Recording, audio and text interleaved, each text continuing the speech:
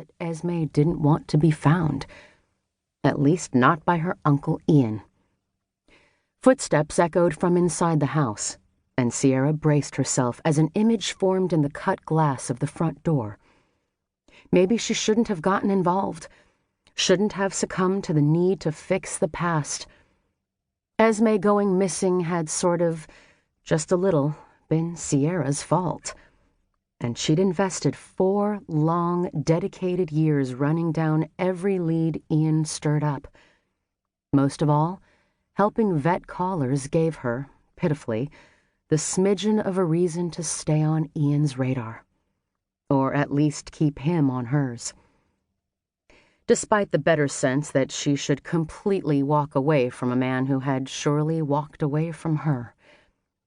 Or at least let her go without a backward glance to her years of dedication. The door opened. A short brunette stood in the frame. She wore a maroon University of Minnesota sweatshirt and yoga pants, and stood barefoot despite the nip of the late August evening. "Can I help you?" Not Esme. She remembered Esme's voice crackling through the recorded line, just a little breathless and tentative enough to interject truth into her words. "Jane Doe was murdered. I saw it all. She was pushed to her death off Avalanche Creek." Which exactly matched the cause of Jane's death, blunt force trauma, and the location of the remains, and why, perhaps, Esme had run, was still running. "I'm looking for Shay Johnson." "Sierra, what are you doing here?" Although Sierra had wildly hoped to be right, that finally she'd be able to look into Esme's beautiful blue eyes, pull her into her arms, maybe weep with relief, nothing prepared her for the sight of a grown-up Esme Shaw, with raven black hair, a tattoo sneaking up the side of her neck, and rows of piercings outlining her ears. She stood with one hand on the polished stair rail, wearing a pair of ripped skinny jeans and a tank under an oversized flannel shirt rolled up past her elbows. She wore her hair down, straight and pushed back behind those deeply studded ears. Yet she still possessed stunning blue eyes.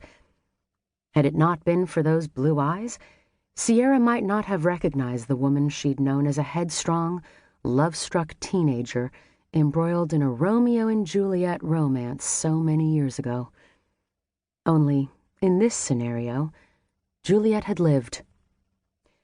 Esme headed down the stairs, glanced at her pixie friend, and grabbed Sierra by the hand. "You'd better come inside." She yanked Sierra across the threshold and closed the door behind her. And then, as her friend/roommate raised an eyebrow, Esme stepped back and crossed her arms over her chest, considered Sierra. Okay, so not quite the homecoming moment Sierra had imagined. "Esme..." "Shay, please." She didn't glance at her friend, who frowned. "Esme died a long time ago." "No, she didn't," Sierra said softly, and then, because she couldn't help it, she put her arms around the girl. Shay didn't move to embrace her back, but she shook, her breath shuddering.